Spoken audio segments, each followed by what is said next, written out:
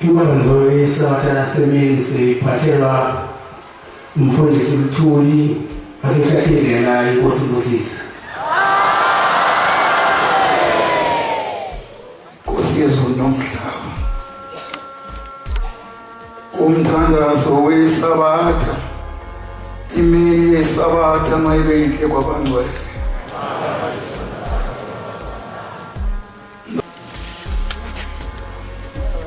Kusemakhosi nikazi wezinto zonke khona emhlabeni nasezulwini. uNkulunkulu wamakhosi akithi ohlanga nokhokho bethu nobabamkhulu bethu nemindeni yonke ephilayo enelelo thuli lomhlaba. Ngiyacela uNkulunkulu wethu omthumileyo wangithuma noma isiwe ngophondo phansi weqeqe ijoka. Ngiyazi ukuthi elasezulwini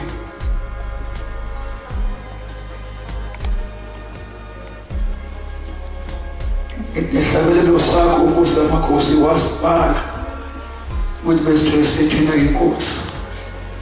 Lelo joka lemphefumulo yethu savuma kulethwala. Njengoba usumthwesile Nkosi yamakhosi, ngiyacela ukuba kulo mzuzu ube ngakimi ngoba lo msebenzi wahlula abadala nomholi wamaNazaretha wakumuntu omdala uMose, kodwa wathi umthuma eGibhithe wasecela usehlatheni somlulu esivutha njengoba namandla na ukusona nje Nkosi yamakhosi. Nkosi yezulu nomhlaba uhlezi kuleso sihlahla yasivutha umlilo, kodwa walikhipha izwi wamnikeza uMose ukuthi Moses eGibhithe ufike uthunywe yini uNkulunkulu ubani nobani wabathola amandla. Ngiyacela uNkulunkulu wethu ngiyazibizela ukuthi ube ngakumina kulo mzuzu ngingone umsebenzi, kodwa kungene ngaphakathi kimi izwi lakho bese likhipha selikhipha abantwana abaningi kangaka bonke beze kuwe. Angibona bokoniwa ithina singelutho singabantwana ngoba akekho umdala nyaza sizwini ngaphandle kwakho. Wona kuphela umdala weinsuku. Amen.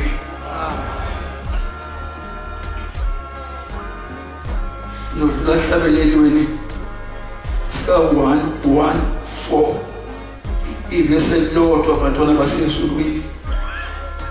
Ngiyacela baba wabo omthumile abantwana bakuba ngingawona umsebenzi wakho.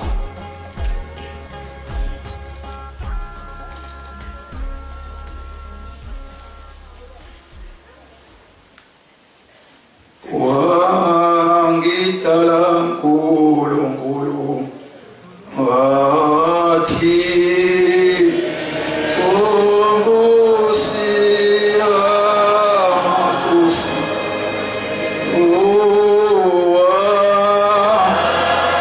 give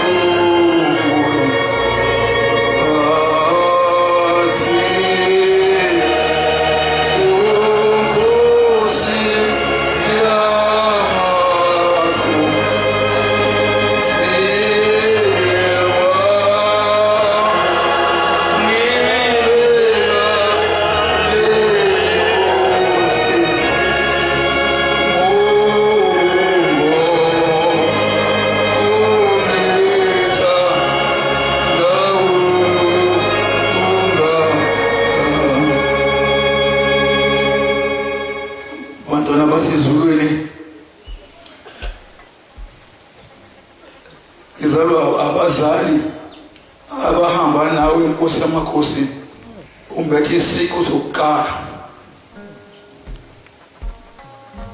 Bahambe ngemuva ubaba kwalandela umama,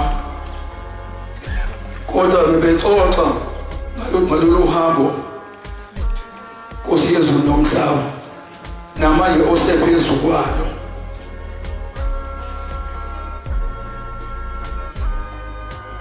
Olubuhlungu ngolunye usuku noma Nkosi yamakhosi sizophinda okunye, ngoba abantwana bakho bangena nsuku zonke bengene emanzini bengekhetha inkosi.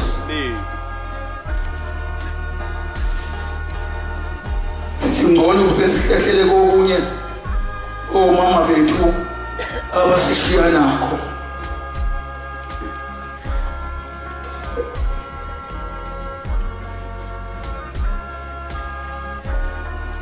Olunye usuku Nkosi yezulu nomhlaba wakhuluma ngenkosi eyahlupheka kakhulu kwelinye izwe, ihlushwa isilwane. Lesilwane wathi Nkosi yezulu nomhlaba laliphela 10 leminyaka, noma kube iminyaka eyama-20 noma kube iminyaka eyama-30, sifike lesilwane sebakhohlwa abantu usasuka kudume umhlaba unyakazo zamazane. Lesilwane sikhiphe imibane, kodwa abantu baqeda ngeminithi elilodwa, qeda 1000 abantu. Yathola kabuhlungu inkosi ihlushwa isilwane, ingazi ukuthi izokwenzenjani. Kodwa uNkulunkulu emkhulu eyithanda inkosi naye yayimthanda uNkulunkulu. Le nkosi waseyinikeza isu ukuthi lesilwane singanqobeka kanjani. Wasehambe sothekela kwamanye amakhosi amakhulu ayephethe izizwe ukuthi ngiyahlupheka kanje angiphumuli. Abantu bakababa baqedwa isilwane esikhulu esimangaliso okubhubha yonke into masesiqhamukile, siqhamuka ngesikhala esisodwa. Kodwa le nkosi yahlupheka, yonda yazaka,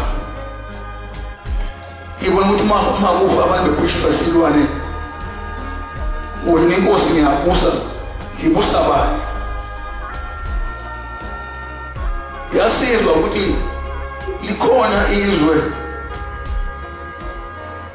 elaka izingubo zensimbi, usola ezwaneni enyaweni kukhuphuke kuzokufika phezulu ekhanda, ingubo yensimbi ziyabiza. Yasithi mangithole izinsizwa ezintathu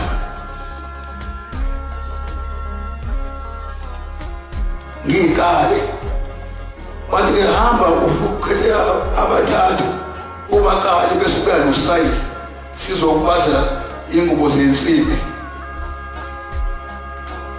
Uthi ehamba inkosi ibele emuva ney'nduna zayo behamba ngemkhumbi.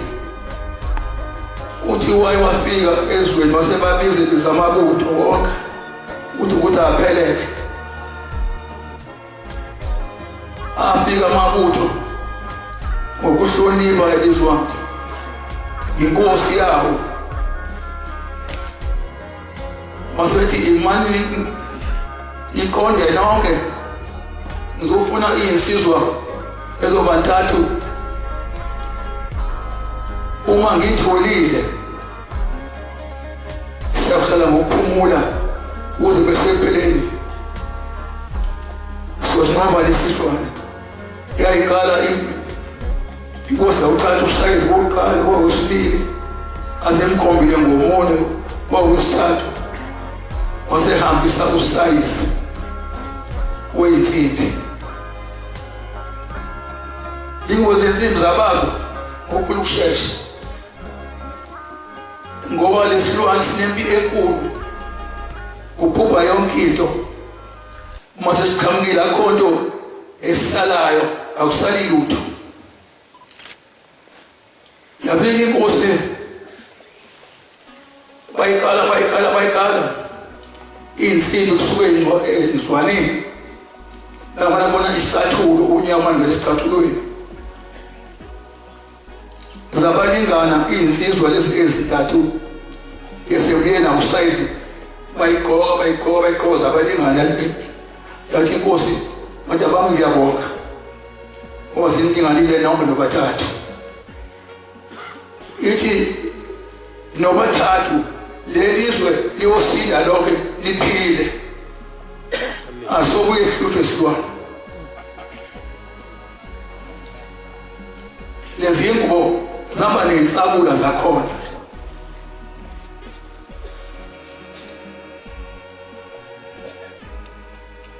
Wasafika usuku lokuba bazoyigqoka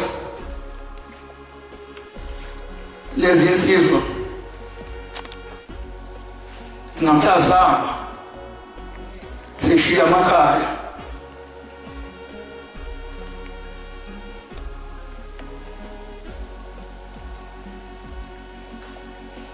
Bafike bagqoka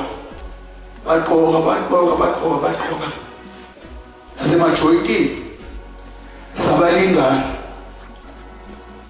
konke ney'nsabula nobhaka emhlane bazoyigqoka sebefike phambili. Nazo zomthwalo ziyasinda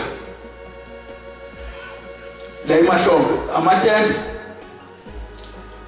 nokudla abofike bakudli okuzobonakala endleleni ngoba indawo yayibanga isikhala lapha isilwane saqhamuka khona. Uthi inkosi yezulu nomhlaba manje befika fike bawakha amatende, bakha baqeda.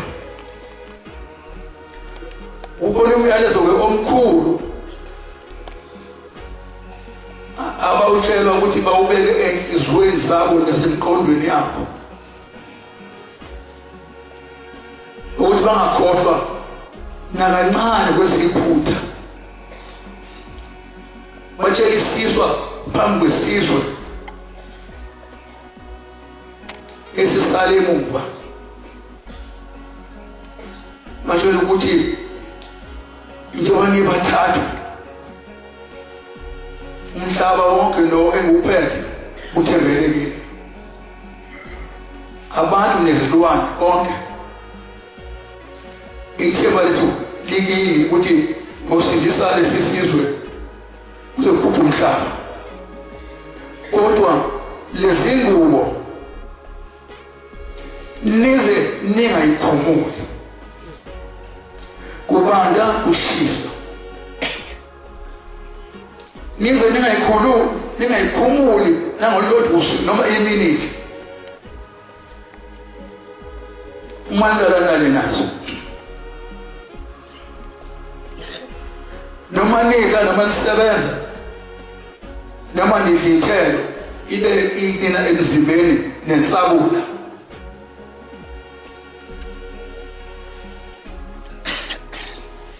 Manikezo omkhulu umyalezo wathiwa umyalezo sinawo omunye ilo kuphela ukuthi nize ningayiphumuli noma nolodwa usuku noma iminithi zihlale zisemzimbeni ngoba siyandiza sona sidiza njengonyazi. Mase sifikile ngeke nikwazi ukuyigqoka ngoba namaskru emadolweni phansi emaqakaleni uzokufika ekhaya. Bahlala madonna basezulwini kuthiwa bahlala kulo mthetho ukuthi nize ningayikhumuli nosibulala nisinqobe. mina inyosubulala usinde lesi sizwe sonke sophila ngayo.